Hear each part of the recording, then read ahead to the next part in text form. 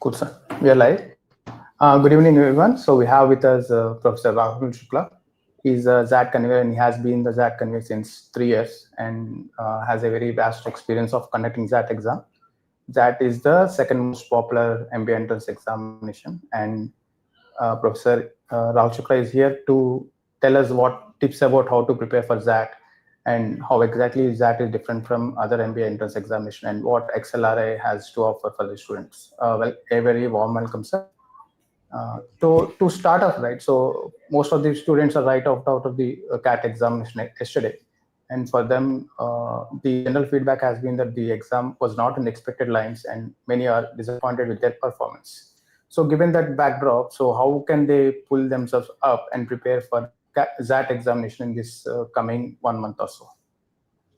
Okay, so first of all, thank you, Shrikantji, for inviting me to Cracku to help students in understanding how they can handle XAT. But before I start advising on how to prepare for XAT after the CAT exam, which was conducted yesterday, I would request you all not to feel so sad, even if the paper is difficult. You never know the way it would be handled or the way you will the percentile will be developed. I guess there is a normalization process. So they try to do justice to all the students. So not to be worried about that, right? You try to focus on the other exams which are lined up. And of course, XAT is lined up. So you need to prepare for it. So to keep your spirits high, number one, of course, XAT is coming, but you have a month's time to prepare for XAT. It is on 4th of January 2026. And today it's just 1st of December, right? So of course you have enough time. And the best part is whatever you have prepared for other exams, it can easily feed into XAT as well, especially when it comes to quantitative aptitude and data interpretation and verbal ability and logical reasoning. There is not much of a difference when it comes to these two important sections, right? I guess the concern area for almost all the students is they say that they don't know how to handle decision making because decision making is not used in other tests or other exams. And along with that, there is another part we call it part two. It has general awareness in it. So my suggestion would be that whatever preparation you had for the other tests in regard to quantitative aptitude and data interpretation plus verbal ability and logical reasoning, that can easily flow into that preparation. But for decision making, you please refer to previous year's question papers, right? In fact, make it a point that in this 1 month, you try to solve as many stems or as many decision making question papers available with you. Uh, you solve our question papers, and I'm sure there are platforms like I'm sure Cracku also helps in that process. You can use the Correct. situations to understand how to handle those scenarios. My only advice would be decision making is not something out of the box. You do decision making almost on a daily basis. And we try to test only that skill in this particular section. For instance, when you're taking a decision making section, you have to be a little more watchful of what is the information available in a STEM, who are the decision makers, how many are the stakeholders, what are the resources available. Keeping them in mind, take a decision. One small little catch you will find in these questions is there is always one perfect answer. Perfect answer may not be applicable to the situation. So don't get distracted by those perfect answers. Try to look for an alternative or try to look for an option which caters to the need of the question in regard to the STEM. Don't use or bring information from outside, right? That is a key. Try to use your common sense. In fact, if you look at the context also, since I have taken over at the admissions chair, I have neutralized the context. Even if it's a business context, we try to check or evaluate your common sense, right? So use your common sense, use the perspective of the decision maker in that situation, keep other stakeholders in mind, also use the information available in the STEM, and in regard to the question, try to answer. Don't try to bring outside knowledge, and don't try to look for the perfect answer. Even suboptimal answers are answers. Why? Because the resources available are indicating the suboptimal answer. Oh, great, sir. So we are discussing decision making, right? So one thing that most of the students do is like they might have encounter a situation in the real life, right? What they would have done in the real life might not be the thing that you might be expecting in the examination. So does it happen like that? Something So you are saying that because real life is not perfect. So should we go with idealistic answers for the decision making, or how should we So pursue that's that? what I'm trying to convey. So there is always an ideal answer and there is a real answer. There's a difference between ideal and real. Ideal is when you have all the resources in place, you are a perfect decision maker, you will go with an ideal answer. But if there are missing resources, right? There is a shortage of resources, or there are some stakeholders, they are not contributing to your outcome. Then of course you will have to go with the real answer. In decision making, try to look for what is real over ideal. That is what Okay, my suggestion. got got it. So another thing that is different for ZAT as compared to CAT is GK section, right? So Right. what all topics should a student cover for GK, and like, is it current affairs or static GK? If it is current affairs, what till what date, or like how long back in time should a student cover? So I will quickly give you first. Let me clarify the general awareness, which is a part two of ZAT, is only used for XLRI, Jamshedpur and Delhi NCR campus. It is not a part of the percentile, right? We have 250 Correct. plus B-schools who accept XAT. When they accept XAT, it is only verbal ability and logical reasoning, quantitative aptitude and data interpretation, and decision making. There is no general awareness. It is exclusively used by us, and it is not used for inviting you for the GDPI rounds. It is only used when all the scores come to table, and when your final merit is made. In that, this score is added to understand how well you will go up in the ladder of merit. That's what it is, right? Okay. This is I want to clarify about the general awareness. Now, your question is how to prepare for general awareness.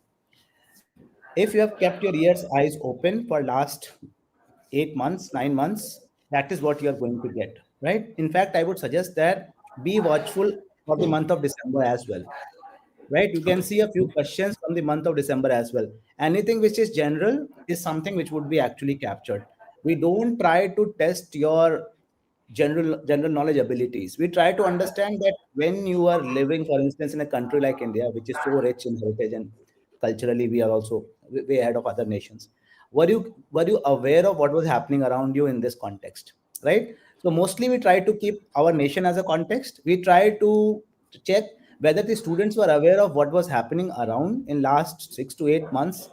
And in our questions also, we have 20 questions on general awareness, and out of which 12 are current affairs. So these 12 questions would be around something which is happening around you. If you have kept your ears and eyes open, I would say that would be more than enough, right? Something major which has happened, some incidents which actually helped us in getting visibility across the world. So all those little things which are not very specific but actually significantly important to us. I guess that's what you have to keep in mind. When it comes to static GK also, we try to keep most of our static GK questions around the Indian context. Yeah, because and those are not like deep history questions or the questions which are coming from long past. We try to bring in those static GK questions, which are just 8 questions, majorly about what we need to know as a nation, right? Like for instance, if you look at rivers in India, we need to know our rivers, right? We need to know our mountain Correct. ranges. I'm just saying, so those are general things which we need to know because we are born in this country and we need to be aware and we need to be proud of such stuff, right? So be cautious of last 6 to 8 months current affairs, not so very great, but something which was important to us as a nation. Of course, they are going to come. So don't get too worried about general awareness. If you have kept your ears, eyes open, and if you had followed a news, of course, it would help. But also try to focus significantly on last 3 to 4 months. That would be more important. Okay. I guess. Great, sir.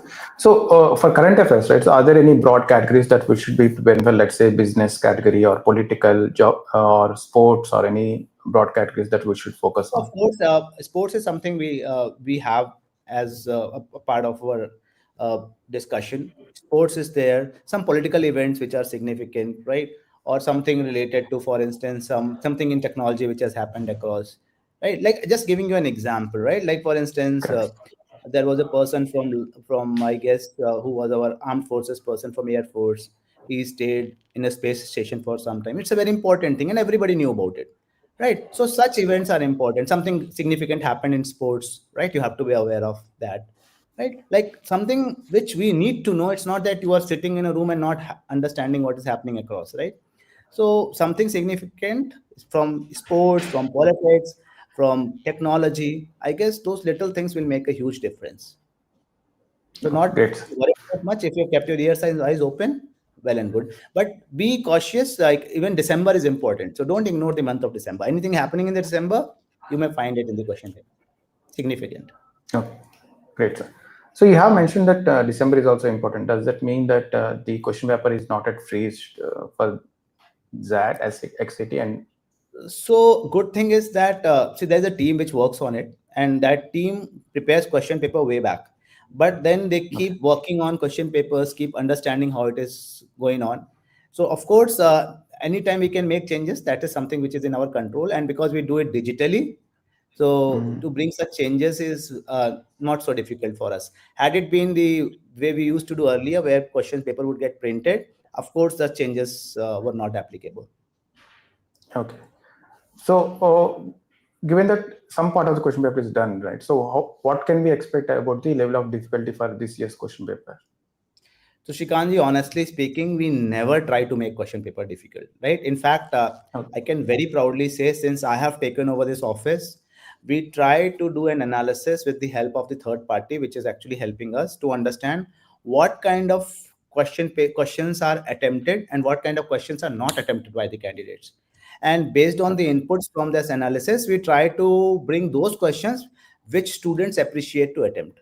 Because making things difficult is not going to help anybody. In fact, students would not be able to perform. And if we bring something really insignificant but difficult, ultimately we are losing on a very important candidate, right? So that is never our focus. In fact, that is why I keep coming to platforms like Cracku to help people understand that is never our intention or objective. Our objective is that you make it to our interview panels, and there we will try to assess you better over having an objective analysis of who you are.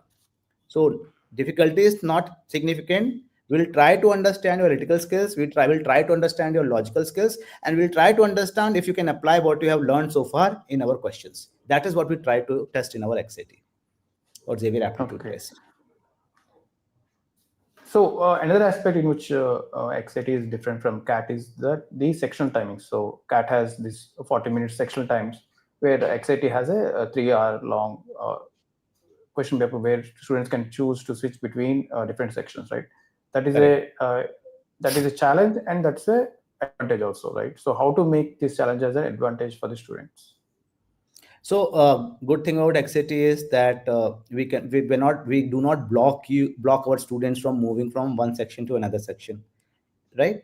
So, for instance, if somebody is good with quantitative aptitude and data interpretation, right, and they believe that they can do it real quickly, so they can start with that, finish it off, and then move to this section they believe can be challenging for them, and they can allocate more time to that section, right? For instance, for somebody, verbal ability and logical reasoning is challenging. So they can quickly finish their data interpretation and quantitative aptitude and come back to verbal ability and logical reasoning, and that can be done with any of the sections. Some people, when they are very good at a particular section, they start with the difficult one because they know that the easy one they can handle later.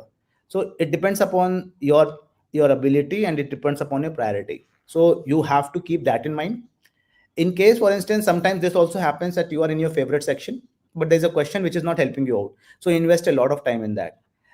In XAT, the advantage is if you're stuck in a particular question, you always have a choice to leave that section for a while, thinking that I will come back to it later. You go to another section, you change your mind. For instance, from QT you move to, or quantitative aptitude you move to verbal ability, do something over there and again come back, so that your brain again starts rethinking about it. So those kind of strategies you can follow. But investing too much of time to particular section, you always have to remember, will somewhere cost time in other sections. So there should be some cutoff for each section, some cutoff time for each section, right? You should not Okay. spill over that particular time, because at the end of the day, when you make it to XLRI, especially, there is a sectional cutoff as well, and you should not compromise on the sectional cutoff, right?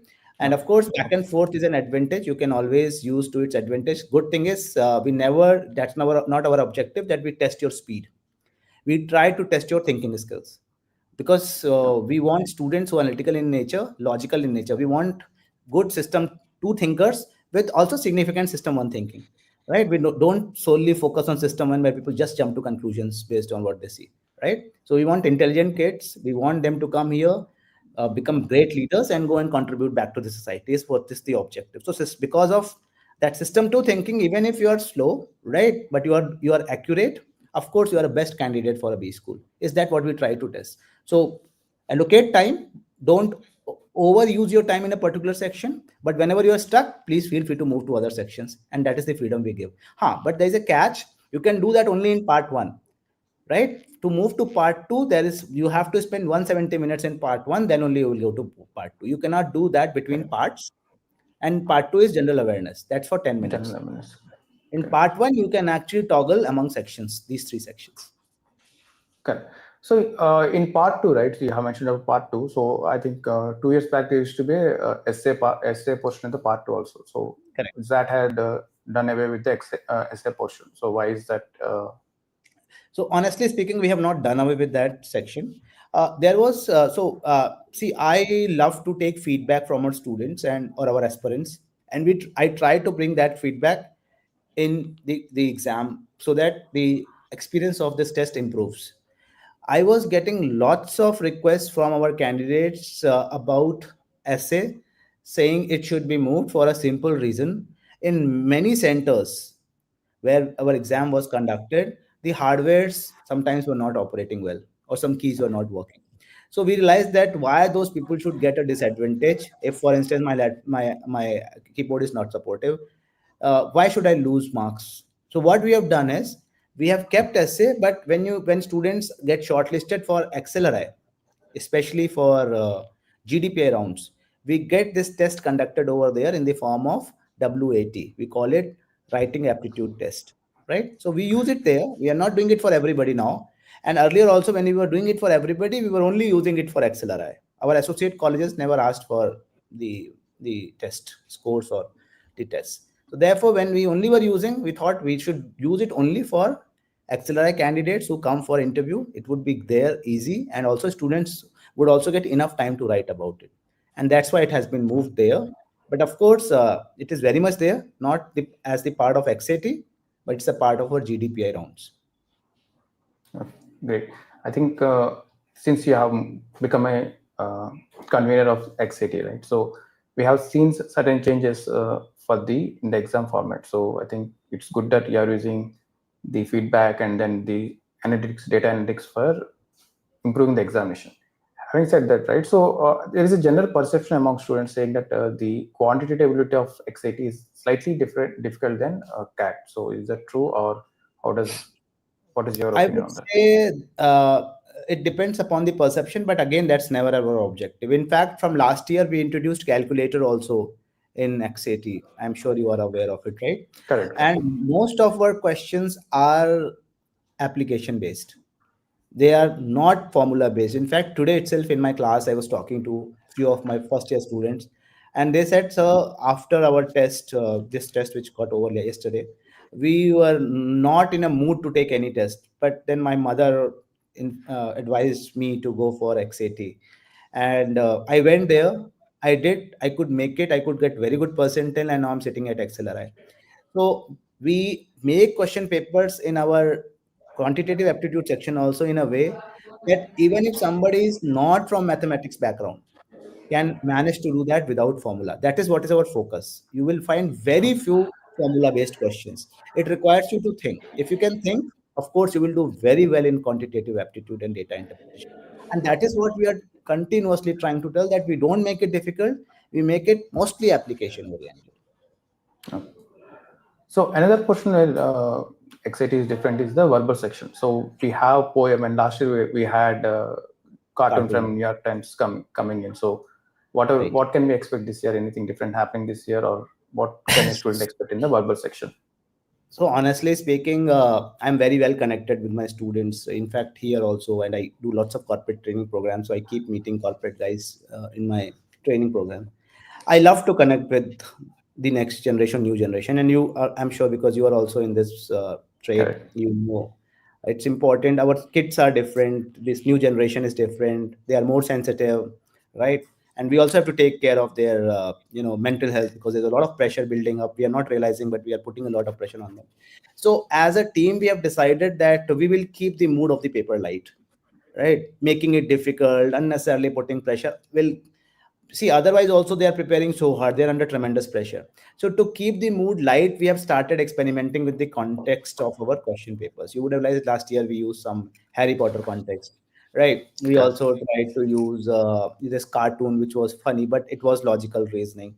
So objective is that we tried to keep the context light, and that's why we bring these things. In fact, even if you look at the context of poems now and you look pick the poems from 5 years down the line or 10 years down the line, they are too difficult, right? But here we have Mhm. made them Correct. significantly different. Why? Because we want students to interpret, and the kind of language they are using in the current context, we are trying to bring that context for them so that they should not struggle. If I bring something from, for instance, 15th century literature or 16th century literature of Shakespeare, our students of current generation may not be able to make sense of even a single sentence, right? So that is what Correct. is the objective, and we are working on it. And there would be no surprises, of course, but we'll try to bring the context which would be more relatable so that students enjoy as well as do their best. Correct. So you have mentioned about the exam evolving, right? So how is the MBA program at Excel evolving for the current needs? I guess we are doing very well. In fact, we have, I'm sure you know about it, we have three flagship programs on campus: PGDBM, PGDHRM, and then there's another program called PGDGM, right? General Management. So Correct. PGDGM is, or PGDMGM, we call it by both the names. It is a program for those who have 3 years of work ex and they want to join MBA, and so it's an 18 months long MBA program. So that's one. PGDM, or PGDBM. This program is a business management program, which is for 2 years, and students from zero work experience to 5 years to 6 years experience also join this program, right? Same is with, in fact, there is no experience problem with this program. There, of course, you should have at least 3 years of experience in PGDM GM. In PGDM HRM also, 0 to, if you're good, you can come in. There is no bar for experience. So that is what we have on campus. Good thing is that at PGD, whether it's VM program or HRM program or GM program, all the three programs have, they are very well accepted. Our you would have realized that there is no lot, there is a lot of buzz among the aspirants about these programs because they keep reaching out to us to know the details. That also is doing well. In fact, our students, you would have, if you are following us on different platforms where we keep posting information, our students are doing Correct. significantly well in lots of corporate competitions, case competitions. So I guess these programs are doing wonderfully well. And if you look at the legacy of XLRI, we are operating since 1949. We have given amazing business leaders, right? If I name a few, that would be injustice to many, those who are contributing meaningfully. But of course, XLRI has a legacy. Our programs have been accepted worldwide. We have our students everywhere because we are the oldest B school.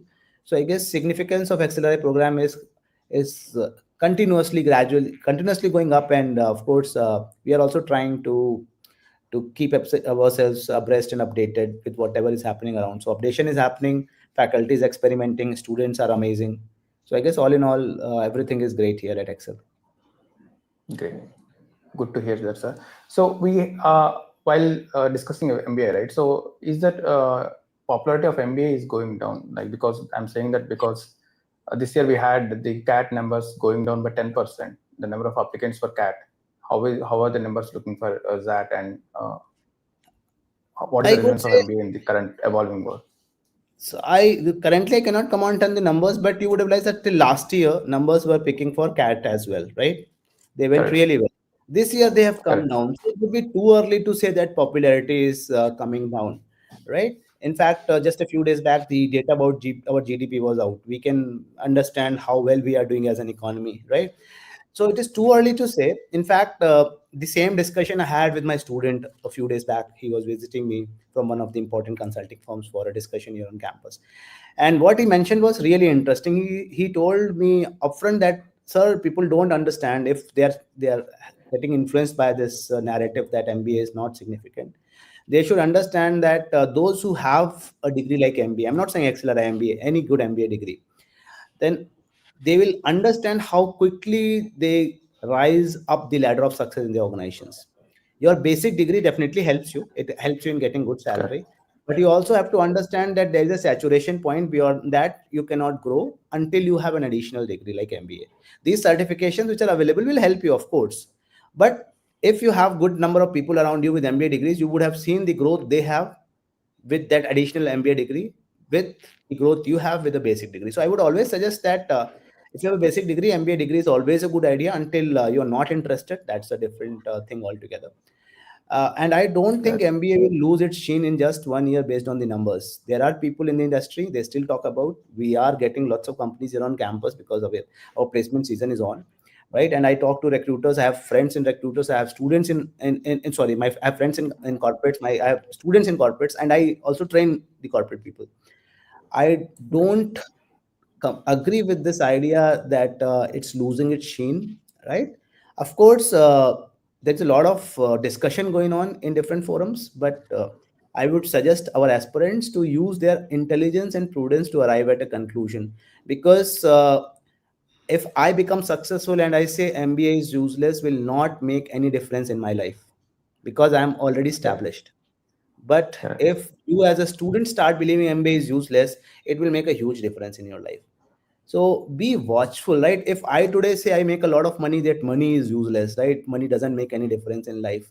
I can say it because I can afford to say it. But if somebody is still living a difficult life, right? Struggling for basic amenities, that person cannot imagine to say that, right? So you also have to understand who is saying it, right? The day the students from, for instance, top B schools in India come across or come out on different forums and say this MBA degree is useless, then of course I will also say along with you, or I will also join that chorus that yes, MBA is useless. How many of those students who study in these B schools, right? They come forward and say such a thing. So you have to understand who is saying it, and you also have to understand that is it applicable to me, right?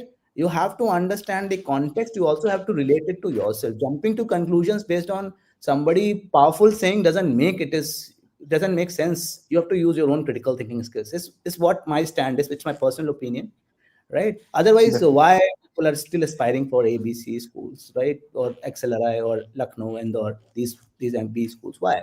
Because there is something about it, right? So of course, sometimes a few students get disgruntled, but if degree is losing its sheen, I would say there would be a revolution around the country, right? A good number of students are studying in these B schools, right? And they are really intelligent. They have access to lots of platforms. They will actually uh, put information all over the world about how MBA is doing. Of course they are not doing it, right? Because there is a value. So please use your intelligence, use your prudence, and try to understand where you stand and where will it take you. So don't look down upon the degree until you have enough evidence or data. That's what my suggestion Okay. would be. It's my personal opinion. I think that's a rational decision for the students to take. So I think we'll take some questions from students also. So Aditi is asking, good evening, sir. Thank you for the interview. Wanted to ask, XIT prefers only engineers, asking as a non-engineer. It's a general engineer versus non-engineer kind of debate. So I will tell you something interesting about first that, and then I will talk about XLRI. From Great. last few years, engineers are doing equally good as non-engineers in XAT, right? So that means our exam is actually holistic and it caters to both engineers, non-engineers. That's the first thing I would like to tell you about our test. When it comes to XLRI, XLRI has good number of engineers and good number of non-engineers. In fact, I'm teaching in a program where there are equal number of engineers and non-engineers. So there is no such bias among us about engineers and non-engineers. It depends upon what kind of value you bring to the discussion table, right? You are an engineer or you are non-engineer. That's secondary. Primary is, can you be a good business leader? And that is what you need to prove. And at XLRI, we always look forward to candidates who can perform well in our classes and further they can do well in the industry. I guess that's what we look forward to. Engineering background, non-engineering background, humanities background, literature background, that is highly secondary. In fact, you will find students here from literature background, political science background, fashion technology background, food technology background. You have all sorts of students on campus. So I don't think we have such a bias. Okay. So there is one more question. Sanskar Pandey is asking, good evening, sir. Will I be able to crack that in coming 30 days? Of course, I would say yes, right? You will have to make some commitments. You will have to, there's something called consistency principle. Consistency is that you keep working every day, no matter what. Like even if you are bored, you don't. So there's a difference between motivation and consistency. Even when you are not motivated and you are doing, you are consistent. I guess if you bring consistency in your character, of course, initially you would have motivation. Some days you will not have motivation, but follow Mhm. consistency. Keep preparing for at least 2 to 3 hours every day. I guess you will be able to not only crack that any of the tests you are preparing for. So stick to consistency. Some days you will feel great, sometimes you will not feel great, but whether it's a great day, not so great day, down day, I will have to prepare is what you follow, and of course you will be able to crack if you believe you want to crack that. Okay. So you have discussed about consistency, right? But for students, December is the most distracting month for them. So one they will have the CAT response sheet coming where they would know their scores and all, maybe in a week or so, and then the snap exam is happening. Then your end of the year celebrations happening, and then comes maybe CAT results after that or before that. So how do they keep themselves consistent and then I guess made through there's all an answer. these Sir, I distractions? agree, Srikanji. But there's an answer in your question. Consistency is needed when there are distractions. When there are no distraction, then what is the need of consistency, right? So I know that there is a response sheet coming. I know there is a test, but I know that every morning I will have to invest 1.5 hours to, for instance, quantitative aptitude and data interpretation. Then 1.5 hours to verbal ability. That I'm going every day, no matter what. In between any test comes, I know this is what I am doing, so it will feed into that test, right? Response sheet is coming, Correct. for instance, for a test you have taken, but in the morning I'm doing my bit, and then I said problem happens when if you have a structured time, you will not waste time. Problem happens you waste time in an unstructured time, right? You finish off your Mhm. preparation, and then you sit in front of a computer or your TV for 2.5 hours checking what is getting discussed. My paper was bad, is there any way that my paper becomes good? Just accept the realities. If you believe you have not been able to do well, focus on the other test. Why do you have to sit and unnecessarily delay and destroy or ruin your unstructured time? Have structured time on the back of your mind and try to utilize even unstructured time. Reduce your unstructured time, it will add to your consistency, I would say. So Yeah. lot of noise, consistency helps. So even if there are distractions, make it a point that you will every day invest this much of time. It will help. I think that's a very solid example for students. So one more thing that students are asking: how should they prepare for quantitative aptitude? So will it be arithmetic heavy or will it be algebra heavy? How will the exam be for quantitative aptitude? My only suggestion would be go to our previous year's question papers. We are not going to change anything. We will keep it the way it is, right? No experiments, right? We will not try to bring any new types of questions because we know that already people are under so much of pressure. And we also know that what we will get out of it if we make our question paper difficult or bring something unique, right? So the kind of Mhm. proportion you have seen about different types of topics in quantitative aptitude and logical data interpretation, we will stick to the same kind of proportion.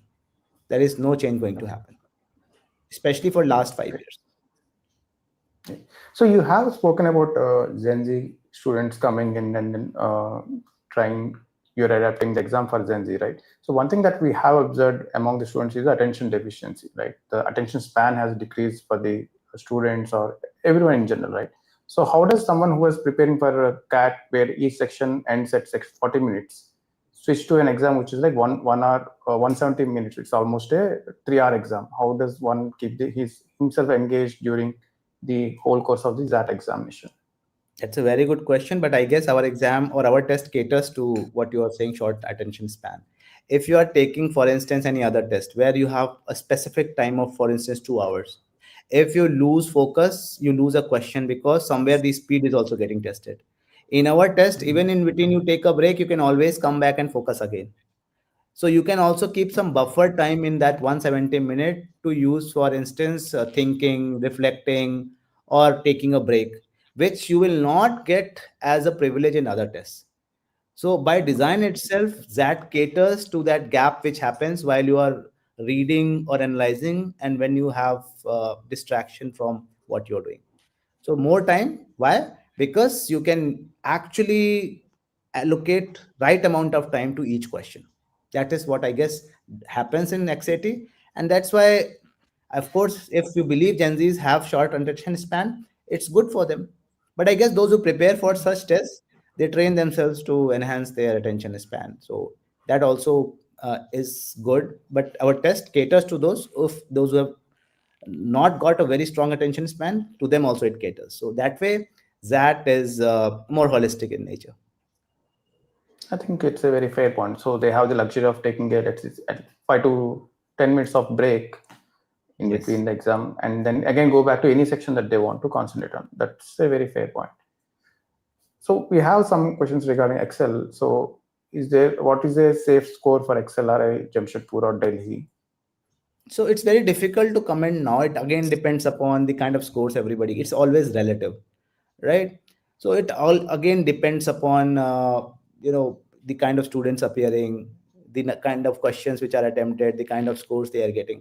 So I would not be very specific over here, and I don't want to, because I don't want to get wrong when we invite students for our GDPI processes. But you just go through our previous year's cutoff, you will get develop an understanding. But again, I would say you never know; they can change depending Okay. upon how well students are performing. Okay, great. So is there any weightage that different category of students get, like maybe engineering versus non-engineering, male versus female, or any such weightage difference that students get?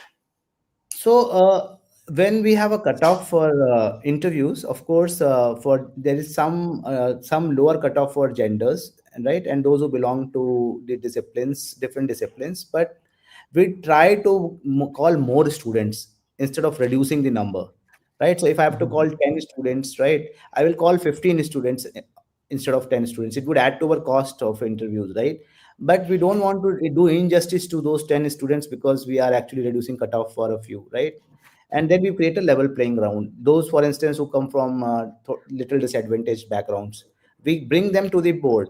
And then for after they come to interviews, it's a level playing field. Everybody has to go through the same process. So I would say that yes, of course, there is some concession for those who come from not so privileged backgrounds, right, or some gender. But we add to the number, we don't reduce the number, right? So if I have to call 10, I will end up calling 15, right? But No. of course, after they are invited, everybody is at the same level. After that, everything is based on how they perform in interviews, GDs, and finally make it to. In fact, I was talking to one of my students today. He was saying that the kind of profile I have, I would have never been able to make it to any of the top B schools, but Excel has selected me, and he only had one call. So I Okay. felt really nice about this student.